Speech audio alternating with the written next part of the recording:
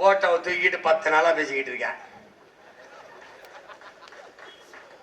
ஏன் போட்டாட்ட போய் நிக்கிறேன். உன்னால என்னை சமாளிக்க முடியல பாத்தியா? எப்படி சரியா? நான் யாருன்னு தெரியுதா? என்னை பாரு, அவனை பாரு, என்னை பாரு. அவன் தொப்பியும் தாடி வச்சிருப்பான், அது 2 இல்லாம நான் நிற்பேன். என்ன அவன் கொஞ்சம் சிவப்பு, நான் கொஞ்சம் கருப்பு. 2 பேருக்கும் ஒரே ரத்தம் தான். என்ன ரத்தம்? தன்மானமிக்க தமிழ் ரத்தம். ஒரே ரத்தம். என் தாயும் அவள் தாயும் ஒரு தாய் தான். யாரு? தமிழ் தாய். எங்களுக்கு குருதியில ஓடுதுடா. மானம், வீரம், அறம் எல்லாம் குருதியில ஓடுது. என்னை சமாளிக்க முடியல. என்னோட பேசுறேன். நான் பேசுறது பெரியார் பேசுனதை பேசுறேன். நீ என்ன செய்யணும்? வீரமகன் அங்க உட்கார்ந்து பெரியார் அப்படிலாம் பேசல. சீமான் போய் சொல்றாரு, அதானே பேசணும். ஒரு நின்னது போயிட்டே பஞ்சாயத்து இங்க. ஏடா பைத்தியக்கார பையல, நான் ஓ வீட்டுல கல்லறிஞ்சா நீ ஏன் வீட்டுல தாண்டா எரியணும்? நீ என்ன பக்கத்து வீட்டுக்கார மேல எரியறா? அவன் சேண்டா போச்சுறா. நானாவது வெறுங்கையோட இருக்கேன், அவன் இடுப்புல பிஸ்டலோட இருக்கிறாப்ல. சும்மா இங்க பாரு. நாங்க ராணுவ பேரேடு, நீ தடி குச்சி வண்டி தள்ளாடிட்டு வந்துகிட்டு இருக்கியா? திராவிடம் தளர்ச்சி விடுகிற போது தமிழ் தேசியம் பேர் எழுச்சி விடுகிறது. நீ சேட்டை செய்யக்கூடாது தம்பி. திராவிடத்தின் குறியீடு திருட்டு. திராவிடத்தின் குறியீடு பெரியார் என்றால் தமிழ் பேரினத்தின் பெருந்தலைவன், தமிழ் பேரினத்தின் பெருங்காவலன், தமிழ் தேசிய அரசியலின் அடையாளம், முகம், முகவரி எல்லாமே தமிழ். நாம் தமிழர் கட்சிக்குள்ளடாவன், தமிழ்நாட்டிற்கு மட்டுமல்லையாடாவன், உலகெங்கும் பரவி வாழ்கிற 13 கோடி தமிழ் தேசிய இனத்தின் தலைவனடாவன். அவன் எங்களுக்கு உருவம் அல்லடா, உலகம். அவன் எங்களுக்கு பேரல்லடா, வரலாறு. அவன் தானடா என் இனத்தில் அவன் தானடா அடிமை வாழ்வினும் உரிமை சாவு மேலானது என்று சொல்லிக் கொடுத்தவன் அவன் தானடா. சரணடைந்து வாழ்வதிலும் சண்டையிட்டு சாவது மேலானது என்று போதித்தவன் அவன் தானடா. நான் வீழ்ந்தாலும் சரி, என் இனம் எழுந்தால் போதும், நான் செத்தாலும் சரி, என் இனம் வாழ்ந்தால் போதும் என்று நின்றவன் அவன் தானடா. அவன் பின்னால் தானடா மான தமிழ் மக்கள், மான தமிழச்சி மாறிலே பால் குடித்த வீர பெருமக்கள். வீரனின் பின்னாடி தான்டா நிப்போம். உனக்கு என்ன பிரச்சனை? அவனை எதிர்கொள்ள, என்னையதே எதிர்கொள்ள முடியல.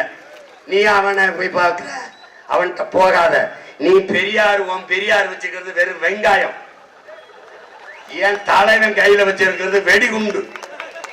இங்க பாரு, நீ பெரியாரின் வெங்காயத்தை என் மேல வீசு, நான் என் தலைவன் தந்த வெடிகுண்ட உன் மேல வீசுறேன். என்ன நடக்கும்னு பாரு. ஏன் வச்சிருக்கன்னு வீசல, வீசினா என்ன ஆவாயின்னு பாத்துக்க. நீ இங்க வர, உன்னைய புதைச்ச இடத்துல புல்லு கூட முளைக்காது. Be careful. சேட்டைய வேற எங்கேயாவது வச்சுக்க தம்பி. 1 கோடி எருமலை அடைகாத்த நெருப்புன்னு என் தலைவனை சொல்லுவான். அந்த நெருப்பு உமிழ்ந்து இருக்கிற துகள்கள் இங்க கூடியிருக்கிறவெல்லாம் பத்த வச்சு எரிச்சு விட்டு போயிட்டே இருப்பான். தம்பி, நீ என் இன பெருமையை, என் இன அடையாளத்தை, என் மொழியை, என் இன வரலாறை நீ திராவிட குப்பையை போட்டு 50 ஆண்டுகளாக மூடி வைத்திருந்தாய். பிரபாகரன் என்னும் பெருநெருப்பை கொண்டு வந்து அவன் பிள்ளை சீமான் பத்த வச்சு திராவிட குப்பையை எரித்துட்டாண்டா. தமிழ் தேசிய அரசியல் தீ பற்றி எரியுது தமிழன் நிறந்து. என்னை எதிர்கொள்ள முடியல. வாங்க அப்பா மகன் இங்க வந்து பேசு.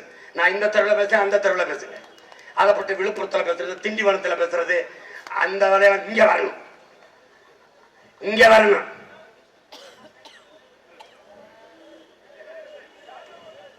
கொஞ்ச நேரம் இருங்க, பேசுங்க இருங்க, கொஞ்ச நேரம் இருங்க, முடிச்சுக்கிறேன். தம்பி, நெருப்பு எரியும் போது குறுக்க வரக்கூடாது.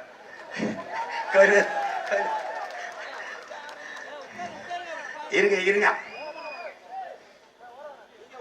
நமக்கு ஆதரவா தான் பேசணும்னு நினைக்கிறாரு, ஒரு வாக்காளரா பேசணும்னு நினைக்கிறாரு. இருங்க தம்பி, பொறுமை காத்துருங்க.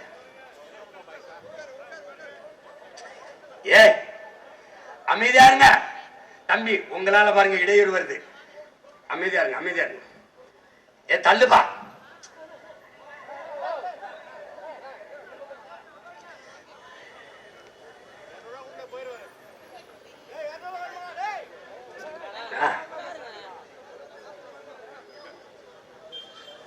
தருவாரு.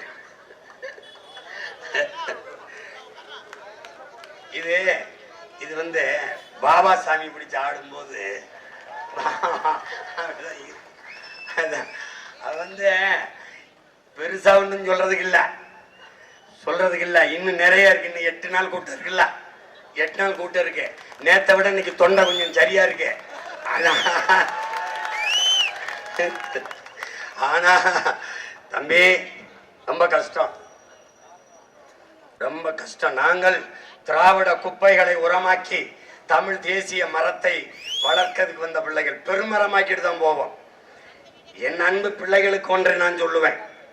நம்முடைய முன்னத்தியர், நம்முடைய முன்னவன் புரட்சியாளர் பழனி பாபா சொன்னதை நீங்கள் மனதில் வைத்துக் கொள்ளுங்கள்.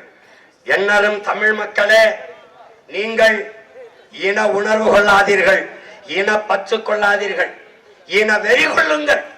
இல்லை என்றால் நீங்கள் ஆளப்படுவீர்கள், ஒருபோதும் ஆள மாட்டீர்கள்.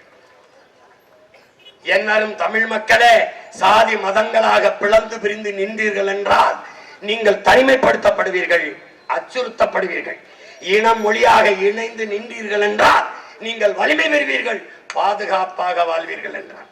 நீங்கள் வலிமை பெற வேண்டும், பாதுகாப்பா வாழ வேண்டும் என்றால் நாங்கள் தமிழர்கள் என்ற தேசிய அடையாளத்துக்குள் திரள தொடங்குகள்.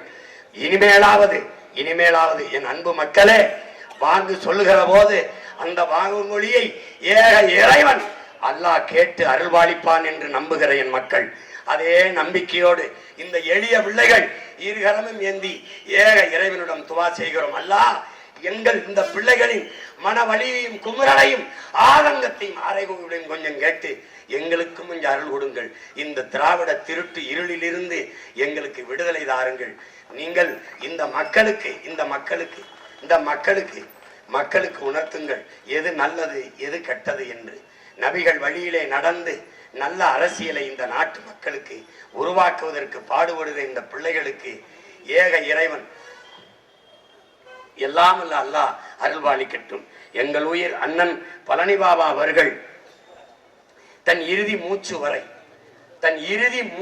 வரை இந்த மண்ணுக்கு மக்களுக்குமாக உழைத்த மகத்தான மகன். அறிவார்ந்த பெருமக்களே, உங்களிடத்திலே ஒன்றுதான் சொல்வேன். மதவாதத்திற்கு சீமான் பெரியாரை எதிர்ப்பது என்பது மதவாத சக்திகளுக்கு ஆதரவாக போய்விடும் என்று பேசுகிறார்.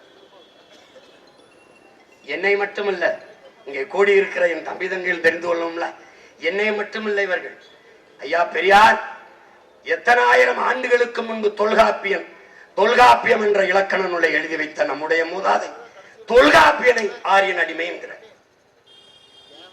நான் நேற்று வந்த பெயர் அவரே ஆரியன் அடிமைங்கிறான். வடவேங்கடம் தென்குமரை ஆயிடை தமிழ் கூறும் நல்லுலகு சேயோன் மேய மாயோன் மேய காடுரை உலகு சேயோன் மேய மைவரை உலகு வேந்தன் மேய பெருமணல் உலகு வர்ணன் மேய தீம்புணல் உலகு என்று 5 நிலங்களை பகுத்து வைத்து தந்த வருமகனார் தொல்காப்பியனையே ஆரிய அடிமை என்கிறார். பிறப்பு ஒக்கும் எல்லா உயிருக்கும் என்றார் இல்லையே. மறைமொழியாளர் நம்முடைய வள்ளுவ பெருமகனாரை ஆரிய கூலி என்கிறார். கம்பனை, கபிலரை, இளங்கோவை ஆரிய கூலி என்கிறார். கடைசியாக என்னுடைய அருமை பாட்டன், உன்னுடைய அருமை பாட்டன், அரசனுக்கு அரசன் பெருவுடையார் கோயிலை கட்டித்தந்த வருமகனார் நம்முடைய அருண்மொழி சோழனம் பாட்டனை ஆரிய கூலி என்கிறார். நாமெல்லாம் ஆரிய கூலி. பெரியார் யார் என்றால் திராவிட கூட்டாளி, ஆரிய கூட்டாளி.